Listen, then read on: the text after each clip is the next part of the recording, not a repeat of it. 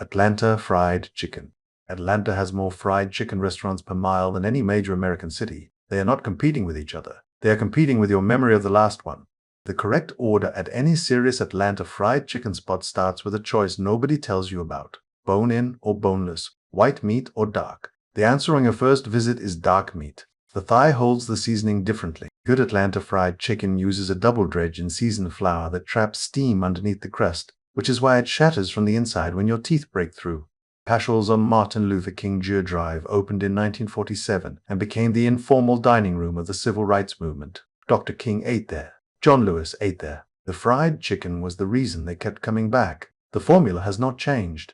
Deep golden, near amber where the crust caught more heat. The skin has separated slightly from the meat underneath, creating pockets of trapped crunch. Served on a tray with white bread alongside, collard greens on the side.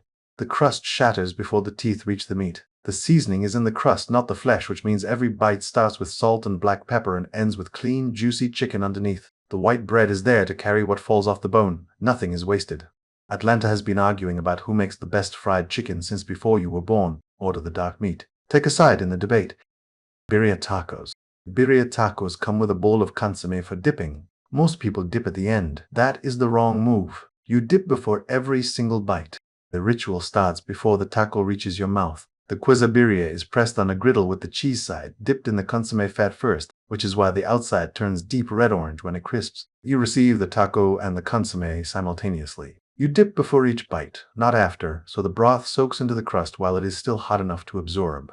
Birria originated in Jalisco, Mexico, as goat meat stewed slowly in dried chiles. When Mexican immigrants brought the recipe to Los Angeles, beef replaced goat because it was cheaper and easier to source. Street vendors added cheese and the flat-top griddle. The dipping ritual came from there and has not changed since.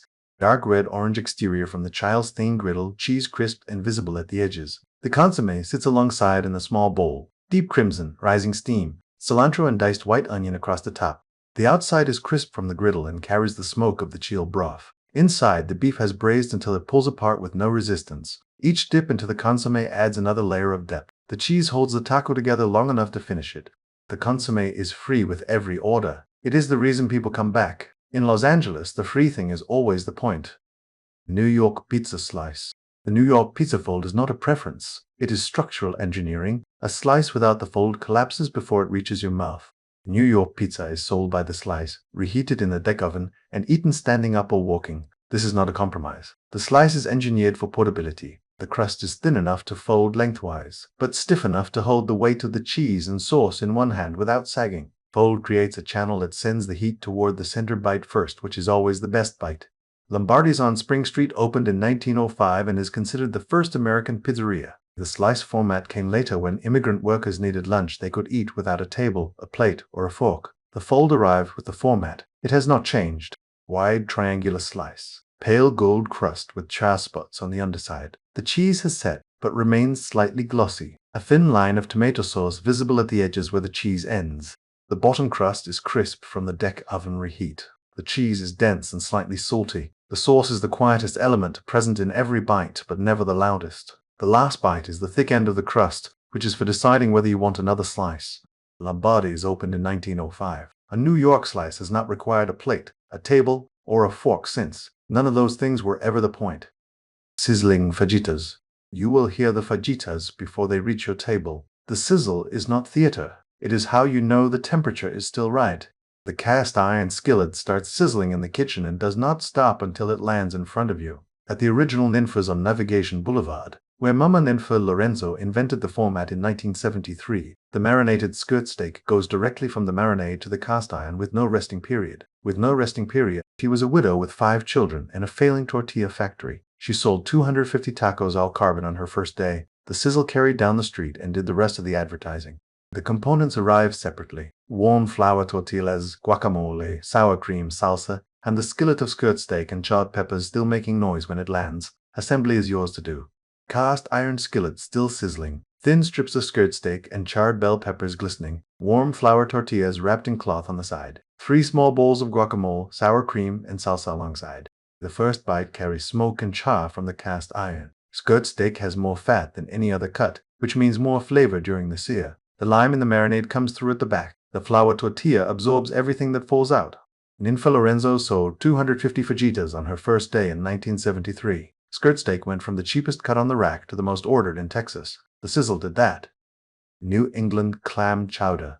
The bowl is made of bread. In Boston, this is the only acceptable vessel for clam chowder. The bread absorbs the chowder from the inside as you eat down.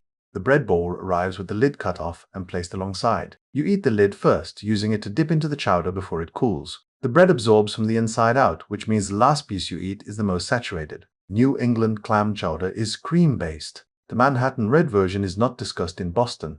Legal Seafood's clam chowder has been served at every United States presidential inauguration since Ronald Reagan in 1981, when Reagan's team decided to serve a dish from each of the 50 states. Massachusetts sent chowder. The recipe has not changed since. Round sourdough bowl, the top sliced off and placed to the side. Thick ivory chowder visible inside, steam rising. Oyster crackers on the rim. The bread has already begun to soften where it meets the soup. The chowder is thick enough to coat the back of a spoon. Clams are tender and present in every spoonful. The cream base carries a faint sweetness underneath the salt. The bread at the bottom of the bowl, fully saturated by the last bite, tastes like the entire bowl compressed into one piece. Legal Seafoods has served this chowder at every presidential inauguration since Reagan. Boston called it not partisan chowder. The bread bowl was always the whole point anyway. Philly cheesesteak. Ordering a cheesesteak in Philadelphia has a vocabulary. Whiz-wit means cheese whiz with onions. Say it wrong and the person behind you will correct you out loud. The order happens at the window, standing, while the person behind you is already deciding. Whiz-wit means cheese whiz with onions. Whiz-without means without. The correct answer on your first visit is whiz-wit. The cheese whiz is not a compromise. It was introduced in the 1950s and held because its sodium content and melting properties coat the ribeye differently than any natural cheese. Pat Olivieri invented the Cheesesteak on 9th Street in the 1930s, using shaved beef on a hot dog roll. Cheese was not in the original. The Amoroso roll, a local bakery product, became the only acceptable bread because its crust holds without compressing the steak inside. The shaved ribeye cooks on a flat top in under 2 minutes. A 7-inch Amoroso roll, steak piled high and spilling at both ends. Cheese whiz visible in pale yellow streaks across the top. Onions charred at the edges underneath. The roll is soft inside and holds its shape against the weight of the steak. The cheese whiz coats every piece of beef it touches. The onions add sweetness where the beef is savory. The last bite is the end of the roll, fully saturated and always the best one.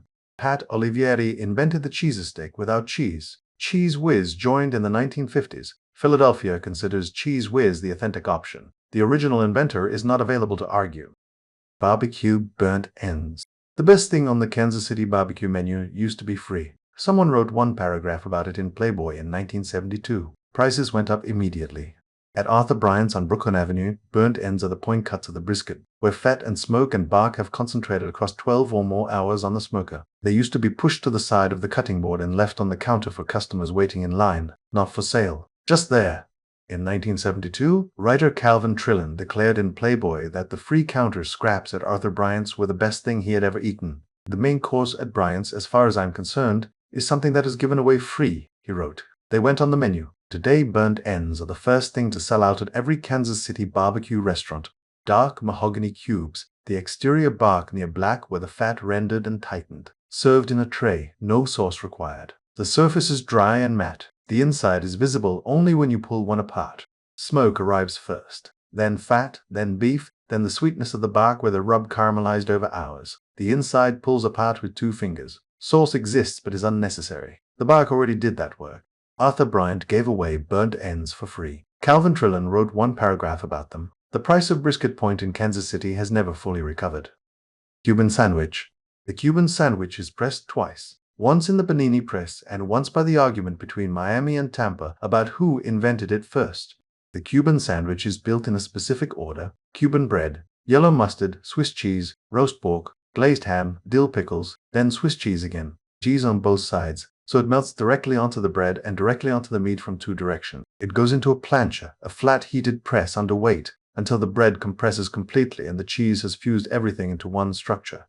The Miami version does not include salami. Tampa's version includes Genoa salami, which reflects the city's Italian-Cuban immigrant community. Both cities are correct about their version. Neither has a written record that definitively establishes who pressed the first one. The argument has been ongoing since the early 20th century. The sandwich has no official comment.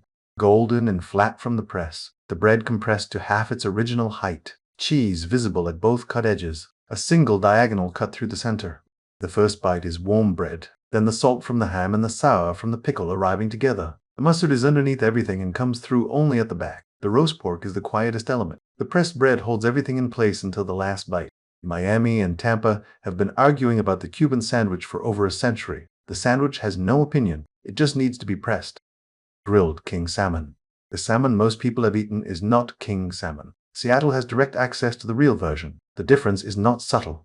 King salmon season in Seattle runs May through September. During that window, every serious fish counter, restaurant, and street market carries king salmon fresh from Alaska's Copper River or from Puget Sound. Not frozen, not farmed. The fat content in a king salmon fillet runs 3 to 4 times higher than Atlantic salmon, which is the variety found in most grocery stores globally. The fat is visible as white marbling between the deep orange flesh. When it hits the cedar plank or the grill, that fat renders into the meat and self-basts the entire fillet. Ivar Haglund opened Ivar's Acres of Clams on Seattle's waterfront in 1938 and built salmon into the city's food identity. Pike Place Market, which has sold fresh king salmon since 1907, is the reference point. The fishmongers there throw the fish over the counter before wrapping it. Deep, coral orange fillet, fat marbling visible as white threads between the flesh. On the cedar plank, the surface has just begun to caramelize at the edges. Lemon halves alongside, a small dish of dill butter. King salmon does not taste like other salmon. The fat renders on contact before the flesh registers. A clean, ocean-forward richness with none of the sharpness of leaner varieties. The lemon brightens without overpowering. The center of the fillet, the thickest part, is always the richest bite. Pike Place Market has sold king salmon since 1907. The fishmongers still throw it. The fish is still the point. The match ends. The crowd moves. You are somewhere between the stadium and the hotel, and you are hungry. This episode exists for exactly that moment. Subscribe. There are more cities to eat your way through.